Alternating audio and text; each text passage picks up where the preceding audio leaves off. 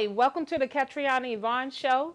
And today's guest, we have royalty, Empress Poetry. Welcome to the show. It's a Thank delight to you. have you. Thank you for having me. I just want to say I have not, this is my first time meeting her in face to face. I've followed her on Facebook and through a mutual friend.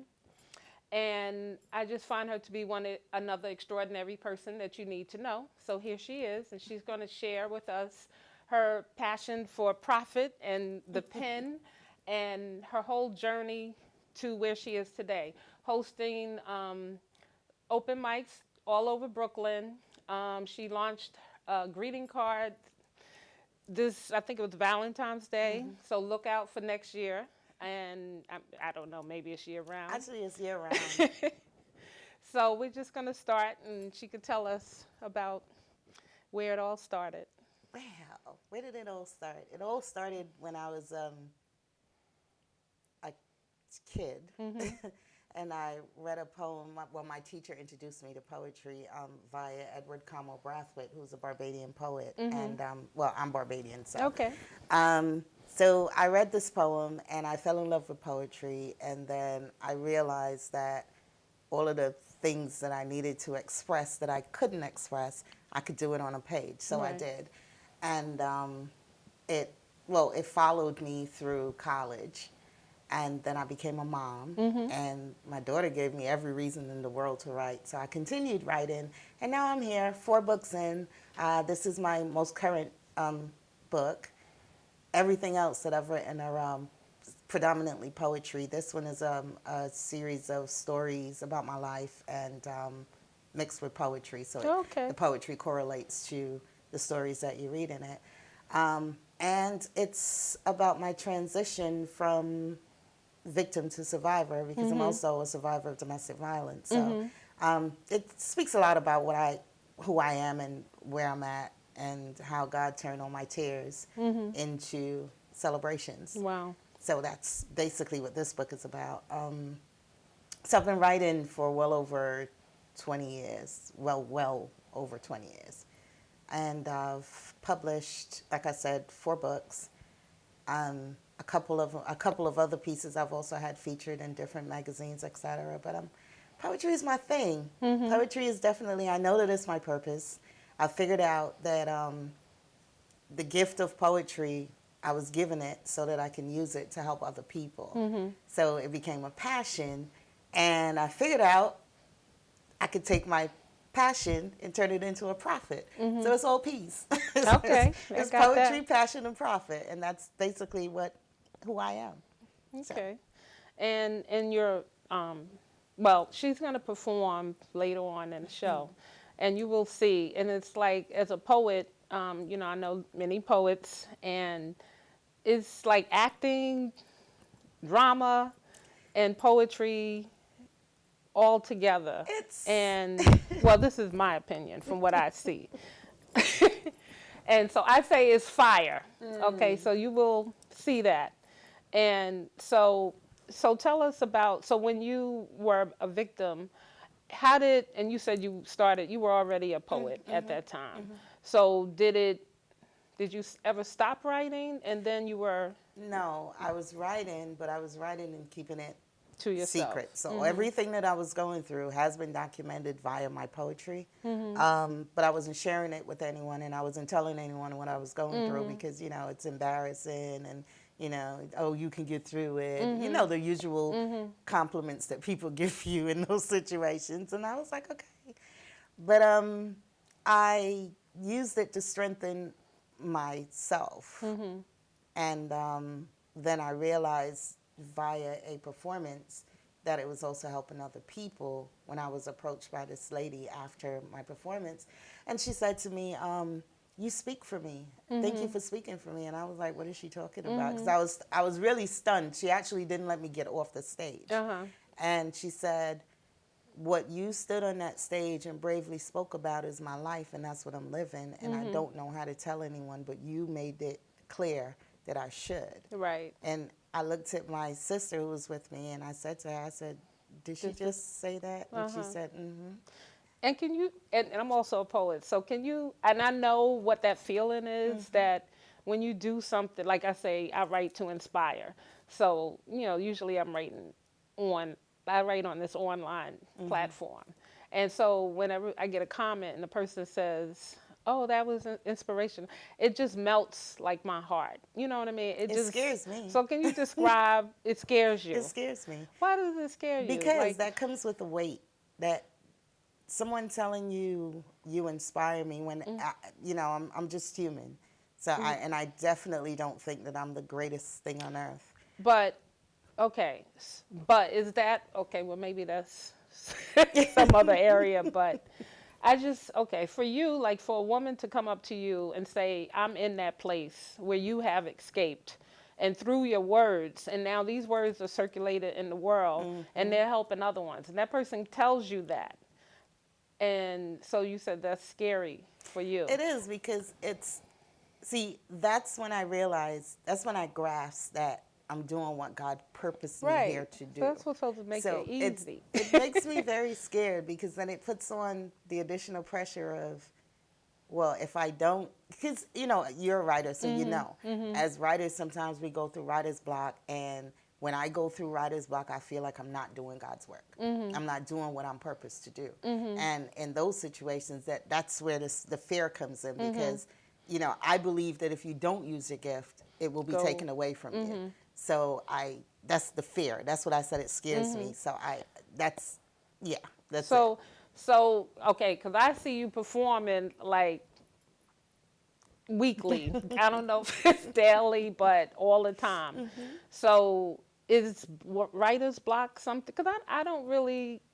I mean, I try to write like every day, and depending on what's going on in your life, I may slip and not write as much because I'm got other projects. Right. But I find that's the one thing it's a release that comes easy.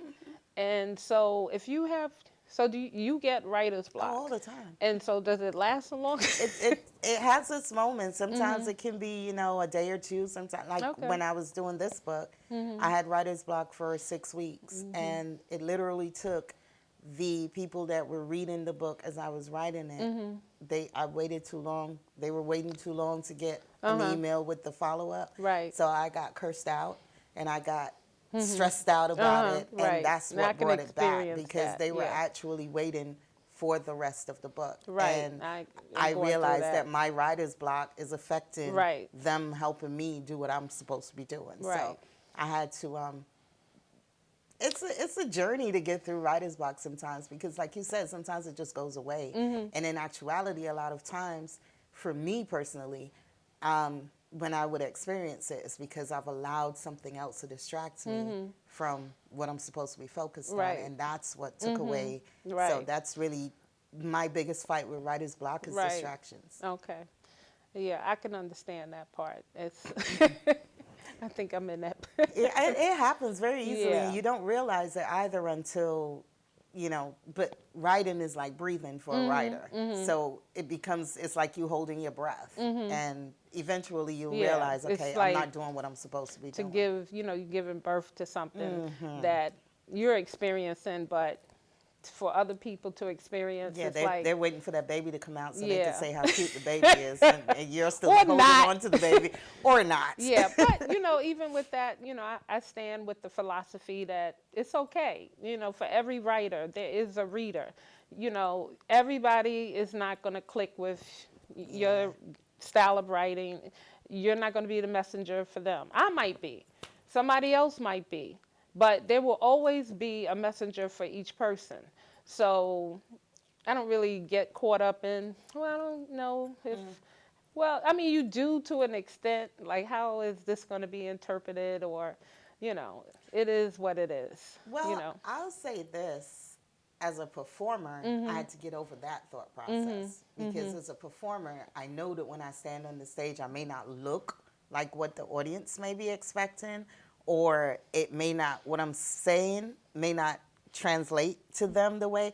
I've had it. I've been standing in front of a packed room and people are talking all over my performance, like they're louder than I am on the mic. So that performing taught me to not pay attention to that, but to know that, like you said, even if I touch one, I've done my job. Yeah, just one. That's That's basically it. just one is all I need. You know, that's a lot. You know, that's one life that you don't know. Even in life, if you're not a poet, if you're just walking down the street and you do or say something to someone, you know, maybe no one said anything to this person for who knows, Right. and you express some kind of hello, or you know, you look nice. You don't Or know just a how you make a smile. difference Or just to a those smile. people. Yeah. Those people may be about to commit suicide, and you know, in this day, these days that we're living in, you know, it's to be conscious and try to, you know, spread some joy to people, because this, you can't look at people anymore and tell what they're going through. Indeed. You know, so it's like not even to judge, like, oh, they look like they got this going on. Those are usually the people that just might be on the edge. So we have to extend our courtesy and Just be nice. Just be human. yes. You know, that's basically it. Because like you said, I mean, there have been times I would walk down the street and I'm not conscious of the fact that I'm not smiling or that my face isn't pleasant. And someone will walk by and say, put a smile on your face. And immediately that'll change both the way that I'm walking and carrying myself and the way that I felt. Because even if I didn't feel or didn't notice that I Right. was smiling, someone else noticed my Right. smile wasn't there. And it's a stranger. It's not someone Right. that I knew. And to hold your head up and be looking up, Yes. changes everything anyway. So whenever you, I think that was my first show. I keep looking to the sky. Yes, so that definitely makes a difference. If you're looking down, you know, your whole you miss a lot. vibration is low. So you need to always look up, even if you're feeling bad. You know, you'll meet somebody's, somebody's eye contact. And your smile might brighten somebody else's day. You know, they may just see you walking with your beautiful smile and say, oh, look at her Yeah. smile, and feel your peace. Yes. So, and tell me, so you have a daughter, which you speak of, and tell me how she's oh, no, you called her your poet for your poetry? She is most definitely my baby poetry. She's 23 now, though. She's Okay. not a kid anymore. My most influential poem I wrote to her. And that's influential for me, not for anyone else. I was a single mother. Her father absenteed himself. And I looked down in this kid's face as a little baby. She was like 2 or 3 days old. And I was like, how am I supposed to do this? And I looked in her eyes.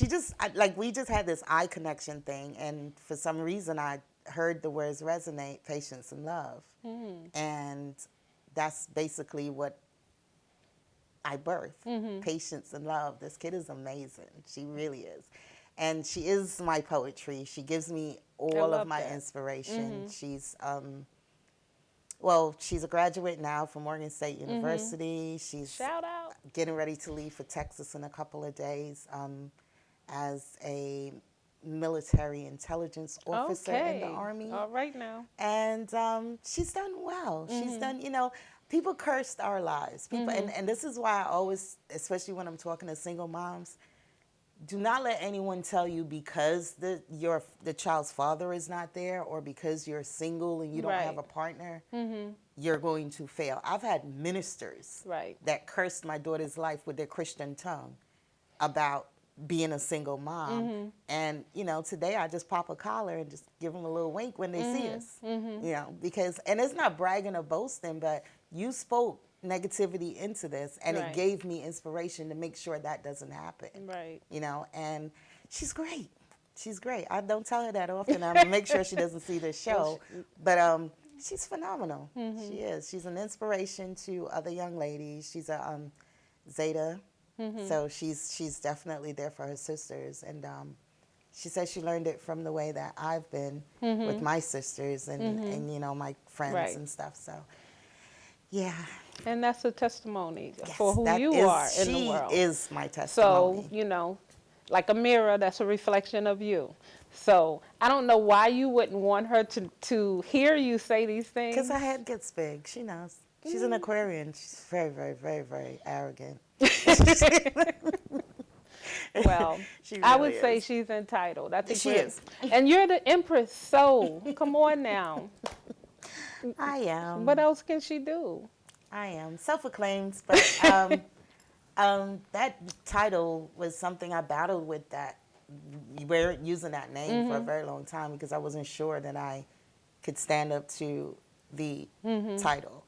And then as I grew as a woman and as a poet, I realized that, I am a queen. And with or without, with my lacks and my givens, I am a queen. Right. And as long as I carry myself that way, and as long as when I speak as a queen should, Right. then, and my actions reflect my words, then Right.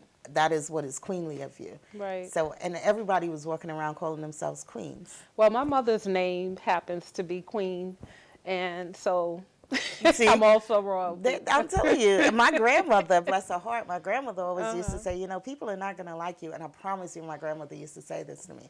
People are not going to like you because you bleed blue blood. And I'm like, what? She said, you're royalty. Yes. You bleed blue blood. Yes. And I didn't understand. She's been telling me that from a child. And it took me to become an adult to understand what that really meant. Right. And so You at embrace that it, point, got it. once I realized the correlation between her telling me that I bleed blue blood and got it. I got it. The message was transferred and I got it. So I am Empress Poetry. Okay.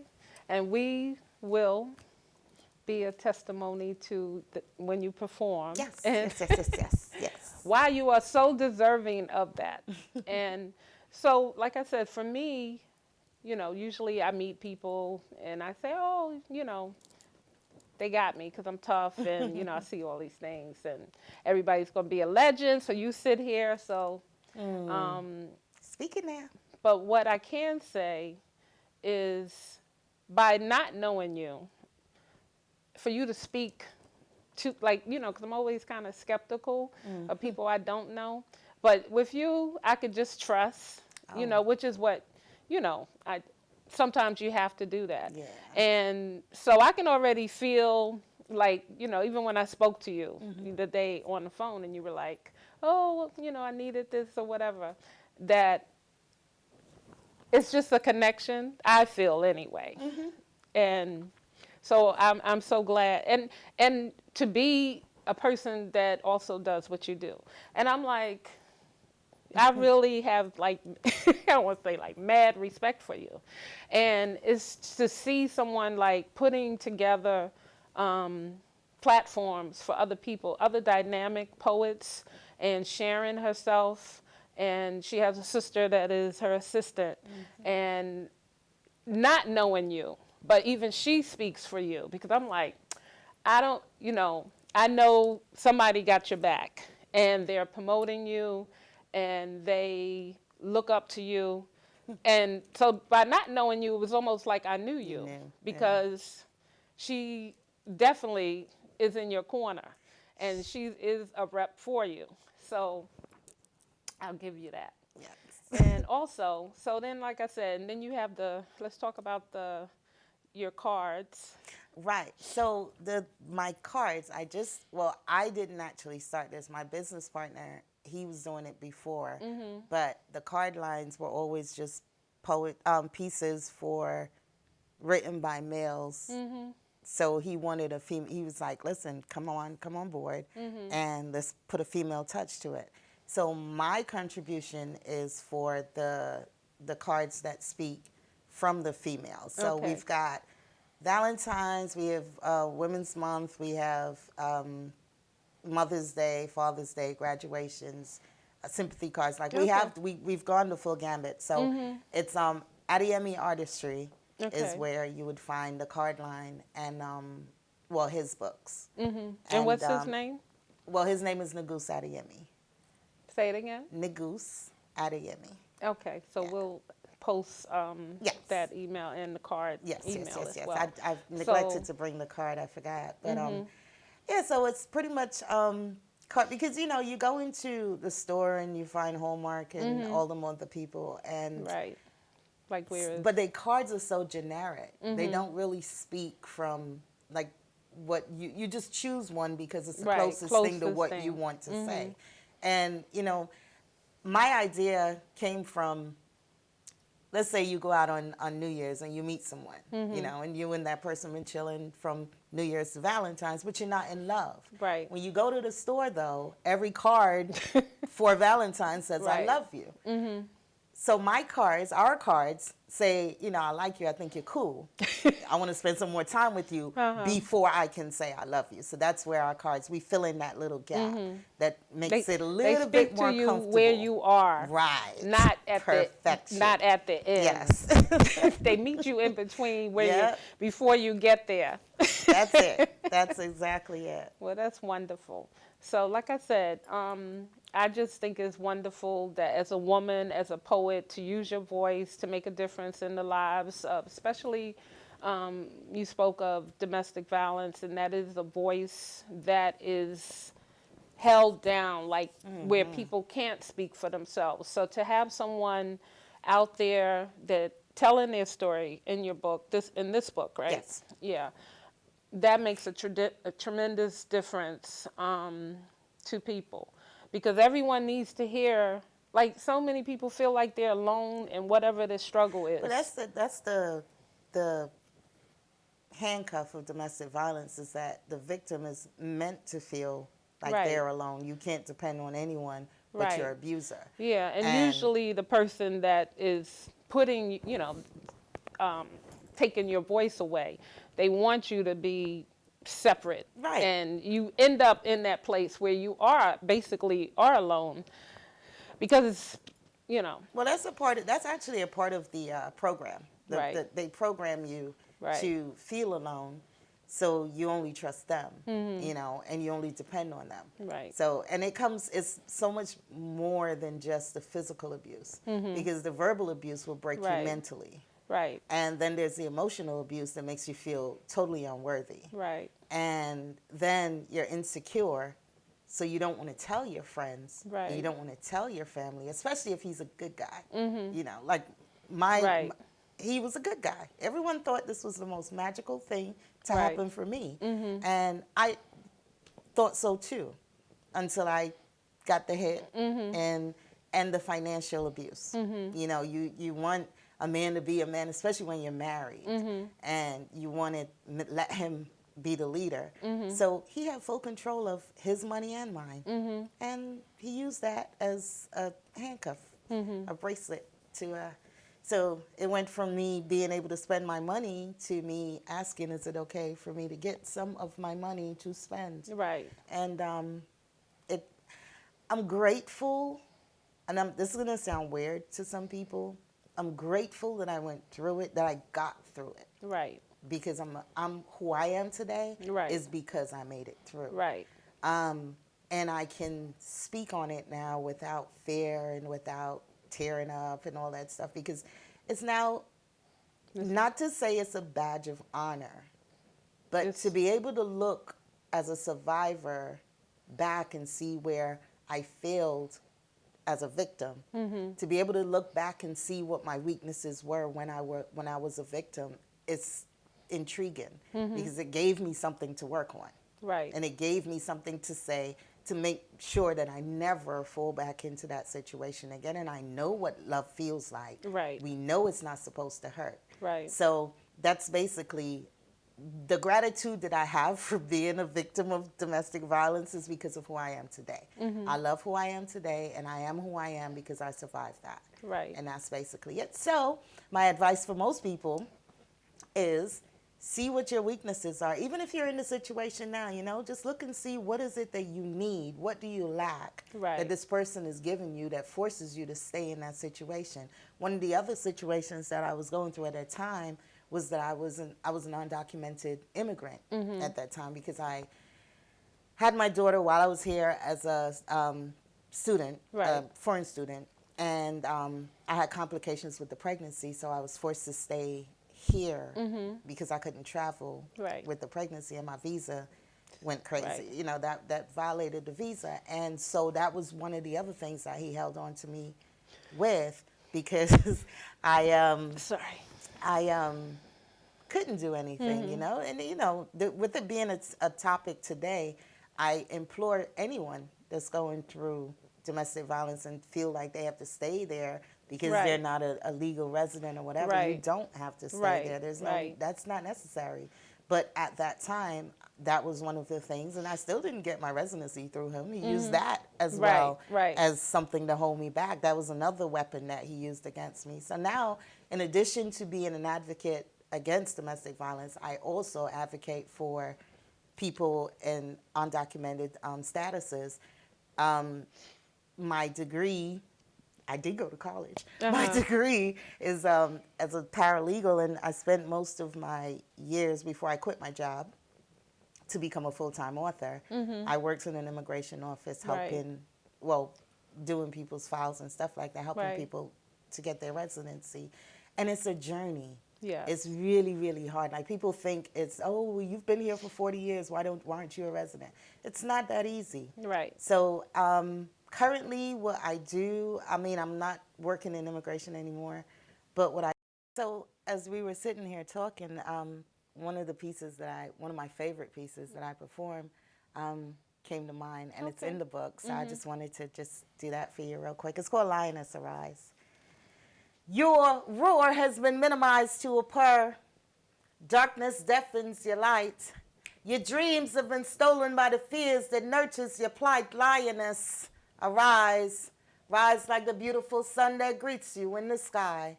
Let your light shine so bright it burns your enemy's eyes. Show your strength in all that you do. Release the weaknesses of your past. Allow the Creator to use you. Use your jewel filled with wisdom, overflowing knowledge from the crown. Show the world why you should never be held down. You are a lioness, now rise. Your dreams and purpose deflect the threats of your demise. Traps have been set. There's false premise of promise. Delusions of grandeur all sealed with a Judas kiss. You've been broken. We all have. You've been lied to. So have I. Dwelling deep inside of us is what we need to survive. Dig, discover inner goals. Find what you need in order to free your soul. Let your destiny be your prey. Stalk elevation every day. You've got to fight for the honor of your pride. Stop licking your wounds and allowing yourself to be pushed aside. Your cubs are watching, and so is the rest of your lair. As a natural-born leader, you must devour your fears. Don't become endangered in this jungle we call life. You are a queen. Lioness, arise. Yes, indeed. Thank you. Thank you.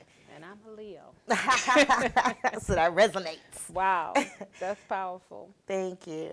I would say, can you do it again? But we're going to let you do some other ones.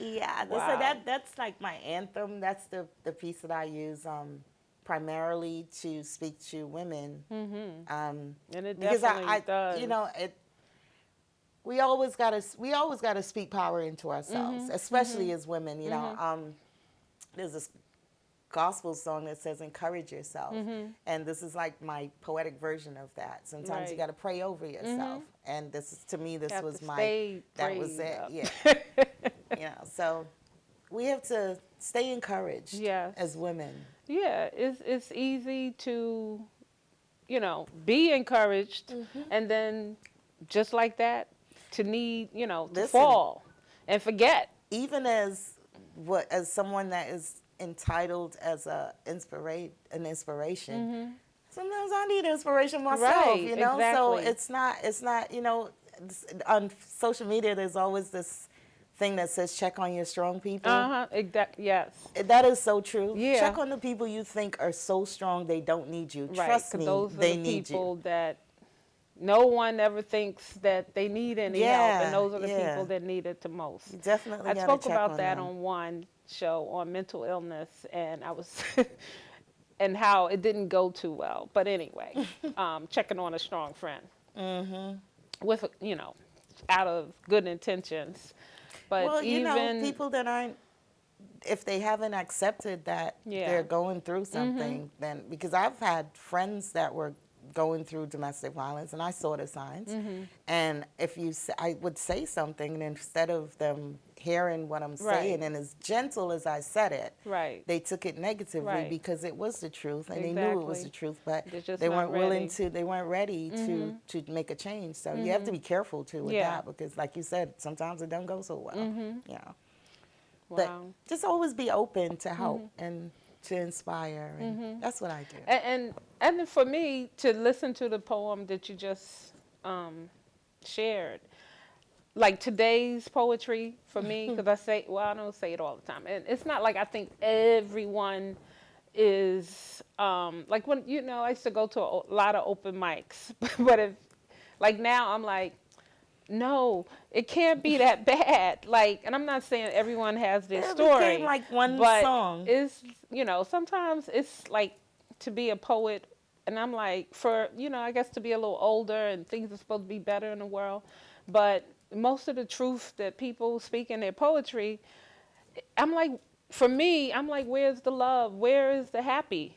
That it was starting to be depressing for me. And I agree with you, so because that's to why hear I you stopped going to with open that mics. piece, I'm like, thank you, because I mean, I could just listen to that every day, and that could be my anthem, Or maybe they should open up every open mic with a positive.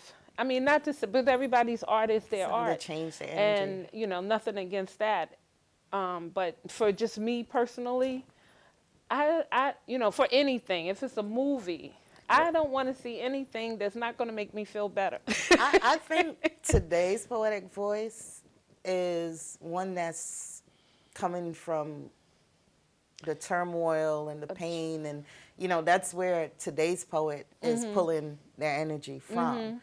And I, like you, I want the happy stuff. I want butterflies and love, and so that's what I write.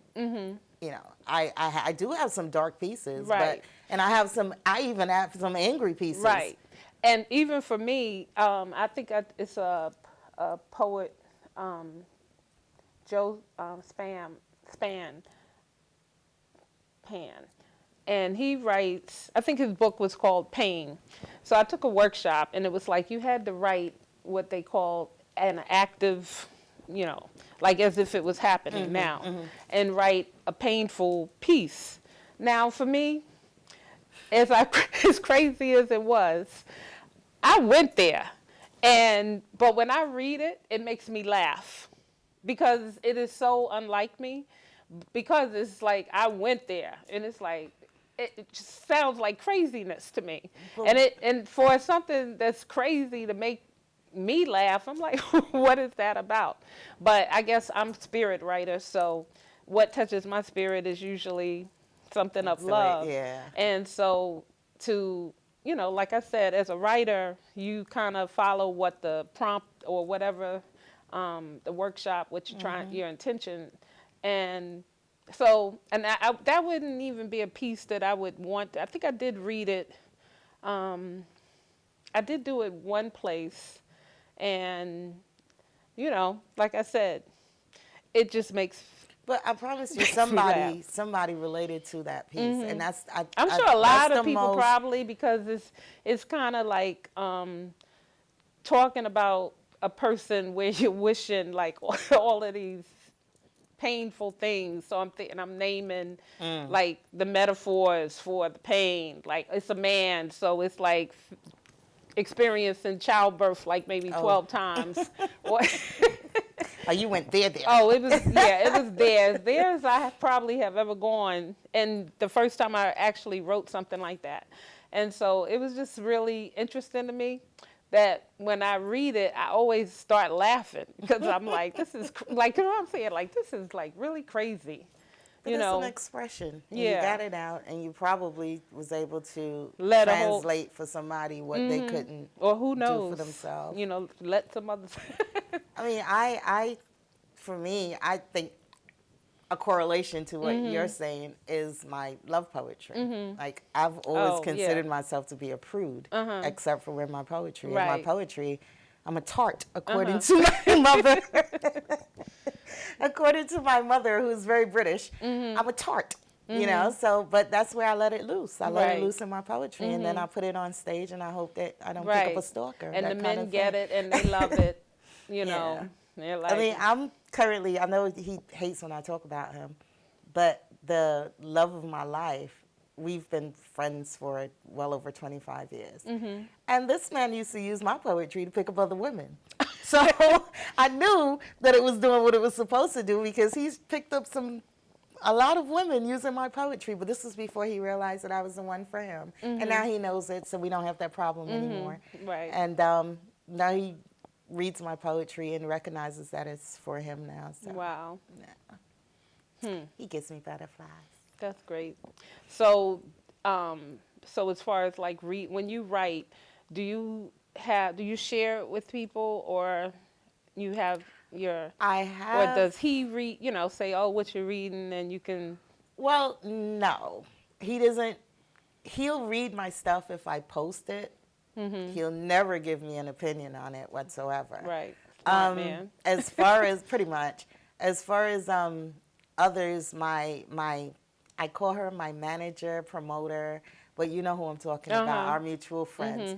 My sister, she's one of my go-to people. So as soon as I hit end on the piece, I shoot it off to her, and then she'll give me her feedback. But mostly, I test them on stage for audiences that don't know me, Right. You know, it may be littered with some people that do know me, but I test them out on stage. If it gets Right. then I know it's a. Okay. If it doesn't, then it's not, and that's all right because I don't believe every poem that I write is supposed to be recited out Right. loud. I don't believe that. I do believe that the ones that I do put on stage are the pieces that are supposed to be there. Right. So I don't know, as far as my writing is concerned, I don't share a lot. Like, I don't post it online immediately. Right. I'll do maybe later on, like 3-4 weeks or something later, I'll post it on it as a note or something like that. Right. But I have to, it's like you said, like a baby, you know, and we keep our babies Right. inside away from people and their diseases for 6 Right. weeks. So I keep my poems inside for a little bit before I put them out there, either on stage or for somebody else to read. Okay. Well, I want you to share your magic with. So I don't know if you want to sit or Yeah, you I want think to I stand. can sit and Okay. do some. So I'm just gonna let her take over and share with the world what she represents. Yeah. I'm gonna go back to the book for a little bit because this piece is entitled Purpose, and it speaks of everything that we sat here and discussed today about whether I just don't know why I can't never find these pieces when I need to find them. But basically, it speaks of where I've been and who I am today. She was a soul burdened by fear and rejection, a shell of the woman she was created to be. She was a battered bird whose wings had been broken, an apple that had fallen too far from the tree. She was angry, broken, and bitter, her words fierce like venomous lava on cue. She fought just to prove she's no quitter. She was repulsed by the words, I love you.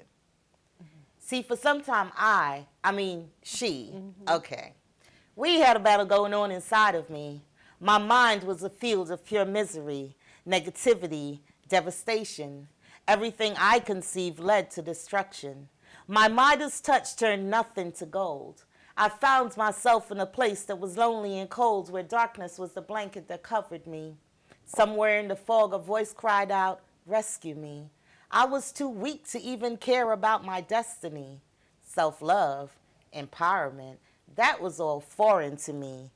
A worthless, wasted soul is all I'd known myself to be. I heard it. I felt it. I consumed it. I received it. No one would ever believe in me. I wanted to be known as a seed planted in barren land, deep. Somewhere deep in that mud bath of pity, my soul extracted purity. After the bloodbath, my soul was granted liberty. I was divinely baptized in a fire that blazed the way for me to be free. A lineage of kings and queens, their lives are the thread counts of my tapestry. I am an upgrade, a rebirth, a sure heir of royalty. And it all started with me, believing in me. I dived back into that pool and rescued my destiny, and she brought with her my passion. Summoning my inner diva, now I wear my purpose like couture fashion. I now stomp this stage with an inspired pump. Head up, back straight, can't keep my crown on if I slump. What was once my runway is now just another stage. Inspiration fuels my drive, which was once fostered by rage. I have evolved into the woman God created me to be. My passion is my purpose is my poetry. And it all started with me, believing in me. I am Empress Poetry. Yes, yes, yes. Thank you. Thank you. Wow. That's So I got this one piece that I spit almost every time that I spit because it's my signature piece. Okay. And it's a love piece. okay. It's called Journeys. And most times, well, you were on my live. This was the piece that had people Yeah, and walking I out heard in the that middle one of too. had people walking out in the middle of the performance to get home and get busy. Okay. So Y'all hear that? All right. Nobody can leave. No. for real, not this time. Don't leave.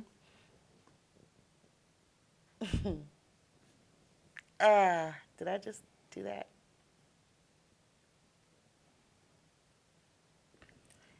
You know, I just got full block.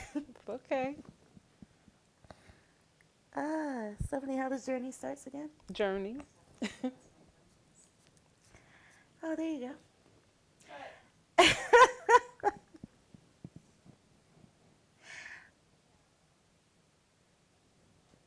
Steph is gonna beat me up. No, I'm not. I was just giving you time just to collect. So when you're ready. I'm ready. Oh, okay. I'm ready. I had to get the line in my head. Okay. Oops. But I had the nerve to say Okay, that. I It's think my, she said 8 minutes. About 8 minutes left. okay, Okay. it's a 2 or 3 minute piece. No, that wasn't to rush. That was just to give Ketriana. Okay. All right.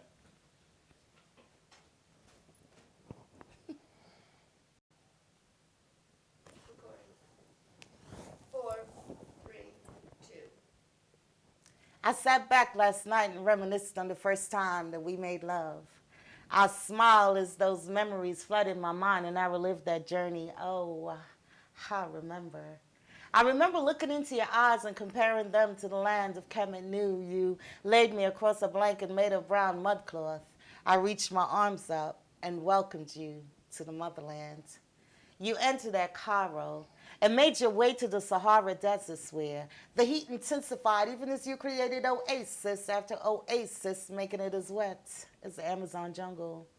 You climbed the high mountains of Kenya and dipped into the Rift Valleys. Your body spoke a language as smooth as the French that flows in Sierra Leone.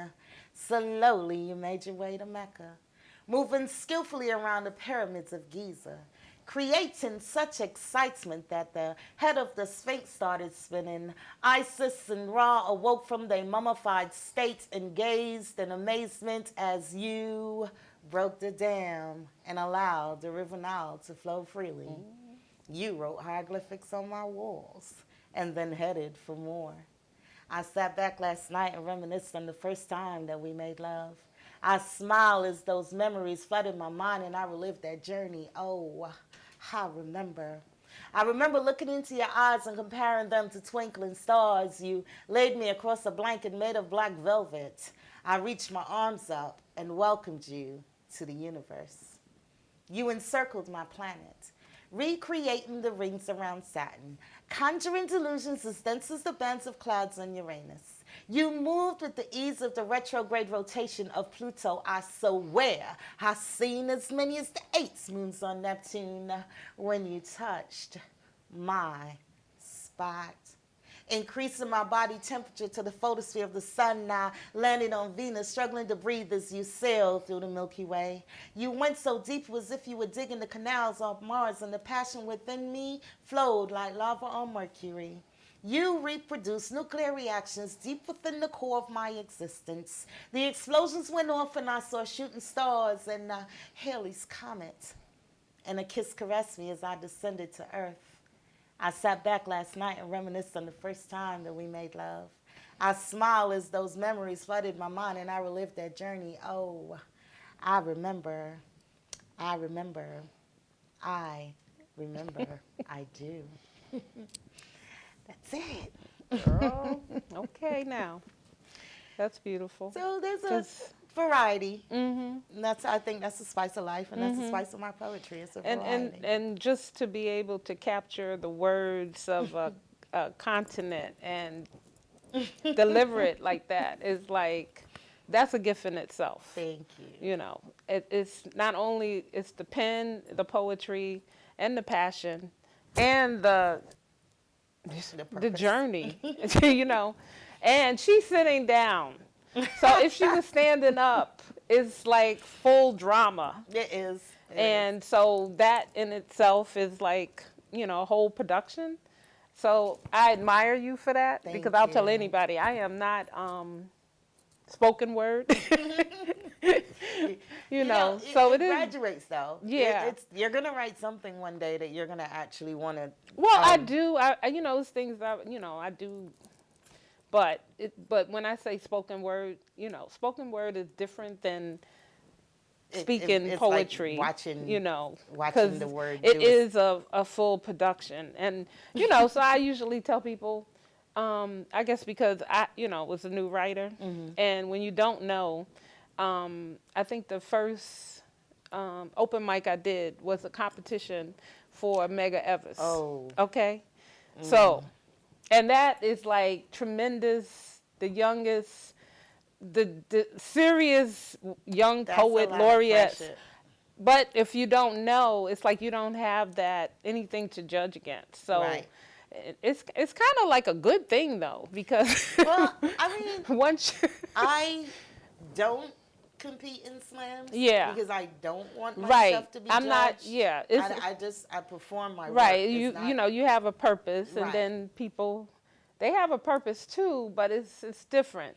So just to learn for myself, where I stand, and to be content with that, and I may grow into some of these other things, but for right now, I'm happy with someone just picking up a book, and you know, feeling it and getting close with it. Yeah, and knowing that that's you know, then there are other people that, you know, take the stage and transform things, and I've had them on my show. And you know, my first show was Poetry to Change, Poetry for Change, because that is what poetry is meant to do. It is to deliver a change in a perspective, to give a message from that person to another person, and to evoke something in everyone to move them from where they are to where they need to go next, and transform. Yes. So I give you all the props that you deserve. Thank Empress you. Poetry, thank you so much for being a guest and sitting here. And I don't know about, we'll give feedback later, but. And so just tell people your the venues that you do and where they can Okay, so join you. monthly, I'm at the Inkwell, Brooklyn, which is located at 1165 Bedford Avenue. It's Black-owned establishment, so come on down. If you check me out on social media, you'll see whenever I'm having my events, because I don't have it on a set date. I just have a show Right. When, one Saturday each month, but I don't Okay. have a set date. Right. So if you check me out on social media, on Facebook, it's Empress Poetry. On Twitter and Instagram, it's Empress Poetry, one word. Well, there might be a hyphen in one of them somewhere, but Empress Poetry, I'm sure you'll find me Right. that way. just Google it. Yeah, or you know, that's funny. Somebody told me the other day, Google yourself, and I did, and Yeah. ooh, It's like, I'm sure. I want to clean the internet of me now because it's just too much. It Well, really it's is. only but so much cleaning you can I do. know, So- I know, but yeah, so I'm Empress Poetry. That's who I am. You'll find me all over social media as Empress Poetry. And I want to thank you for having me here. I was a little bit nervous about this whole TV thing, but you made it easy. That's what I do. This is fun. This is very much so fun. Thank so you thank so much. I for- have truly been blessed to have you here today. Well, I am and too. see what truly good poetry is. Thank you. Thank So, you. Thank you. Thank you, everyone.